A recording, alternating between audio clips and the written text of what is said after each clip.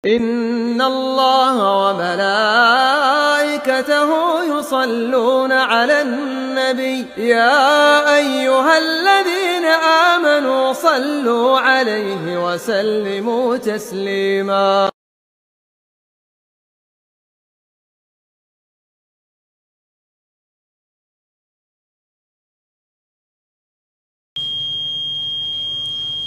Masa kecil Abdullah, dia katakan, aku bernama Abdullah bin Umar bin Abdullah bin Ni'mah, kunyahku, panggilanku adalah Abu Jinan. Meskipun aku belum beristri dan belum memiliki anak, tapi kunyah merupakan sunnah Rasulullah SAW. Di masa Rasulullah SAW hidup, kunyah adalah hal yang sudah terbiasa dilakukan dan orang memanggil dengan panggilannya. Bahkan Aisyah radhiyallahu anha, beliau tidak punya anak, tapi kunyahnya apa? Ummu Abdillah atau Ummu Abdullah. Jadi, walaupun belum punya anak, Abdullah ini juga belum punya anak, belum berkeluarga pada saat dia menceritakan ini. Tapi panggilannya adalah Abu Jinan. Jinan dari jamak dari jannah, surga. Tetapi kalau kita berkenalan dengan sesama, ditanya siapa namamu, maka jawaban kita adalah menyebutkan nama. Sering sebagian orang ketika ditanya siapa namamu, nyebutkannya kunyahnya. Mungkin orang merasa tersinggung karena seolah-olah dia menyembunyikan namanya, tidak menyebutkan. Maka kita ditanya nama, maka kita jawab nama. Mungkin panggilan adalah dengan kunyah, dengan istilah Abu Fulan atau Ummu Fulan misalnya.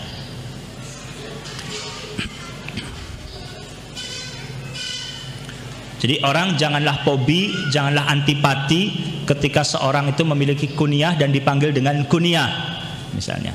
Tidak boleh seorang itu membencinya atau antipati. Kadang didiskreditkan seolah-olah dengan panggilan kunyah Abu dan Fulan itu adalah dengan anggapan yang negatif.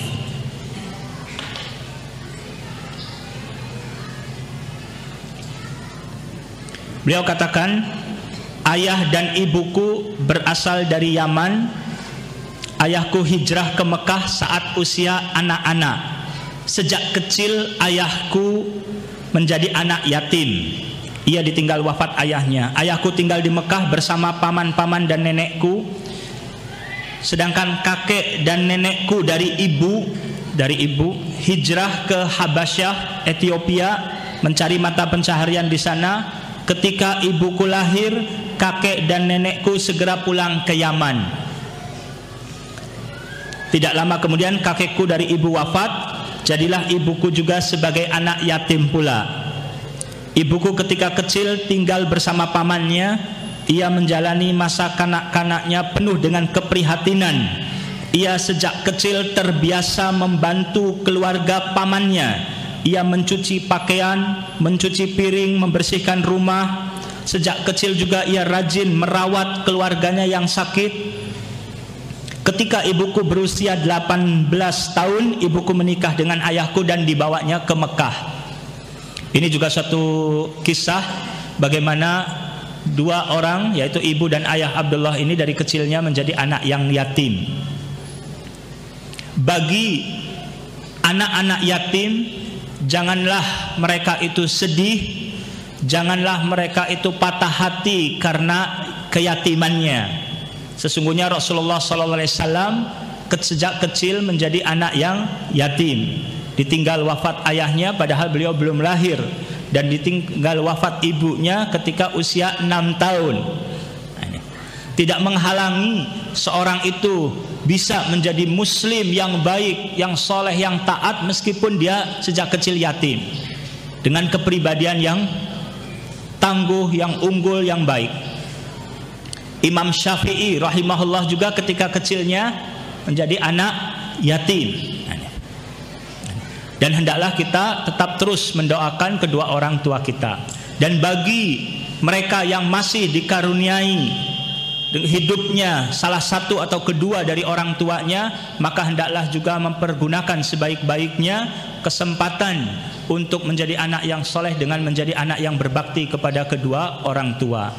Celaka dan terhinalah orang yang masih mendapatkan orang tuanya hidup sampai usia lanjut, tapi tidak menjadikan anak tersebut masuk jannah, karena dia termasuk menjadi anak yang durhaka kepada kedua orang tua. Wal iyadu billah.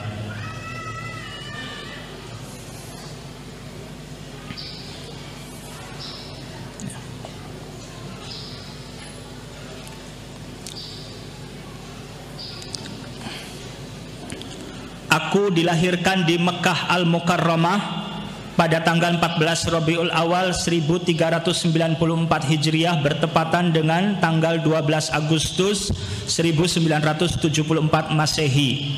Setelah usiaku 2 tahun, ibuku membawaku ke Yaman. Tinggal di sana selama 10 tahun. Baru setelah usia 12 tahun dibawa lagi oleh ibunya ke Arab Saudi. Dan ayahnya ketika itu sudah tinggal di Jeddah, membuka usaha di sana dan dijemput oleh ayahnya. Masa kecil Abdullah, dia merasakan kebahagiaan dan kegembiraan ketika masa kecil hidup di Yaman selama 10 tahun. 10 tahun di sana dia tinggal bersama ibunya dan bibi-bibi saudara dari ibunya, dan dia mendapatkan kasih sayang dari ibunya dan juga dari bibinya, dari suami bibinya.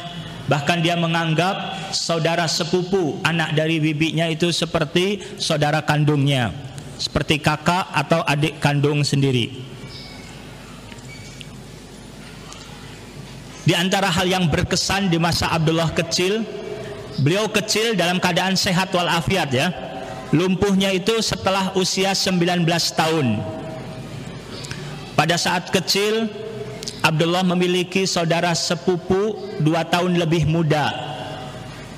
Lebih muda 2 tahun. Mendapatkan musibah sejak kecil ketika sakit panas yang tinggi. Sepupunya ini lumpuh kakinya, tidak bisa berjalan. Tapi Abdullah punya hati yang lembut. Dia sangat prihatin dan perhatian terhadap adik sepupunya ini.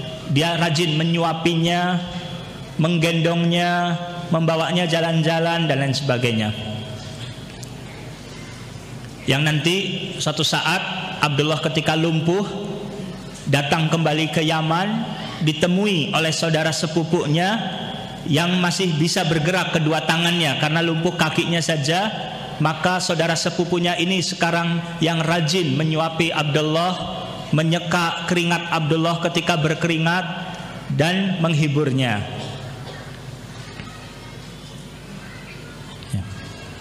Abdullah pun berkesan dengan pendidikan ibunya yang mempunyai jiwa dermawan, sangat perhatian kepada orang lain. Sekitar 36 tahun yang lalu atau 30 tahun yang lalu, pada saat itu tidak sedikit sekali orang yang memiliki kulkas, lemari es. Ibu Abdullah memiliki lemari es yang besar. Tetangga-tetangganya banyak yang menitip daging dan sayur di lemari es atau di kulkas Ibu Abdullah ini. Ibu Abdullah pun sangat senang, tidak merasa terbebani dengan mendapatkan titipan tersebut. Selama masih ada kesempatan, dia senang berbuat baik. Banyak tamu yang datang dari desa yang ikut bertamu, dia sambut, dia hormati tamu tersebut. Sehingga ini pun membekas pada diri Abdullah dari keteladanan dari orang tuanya, menjadikan seorang juga memiliki sifat yang baik pula.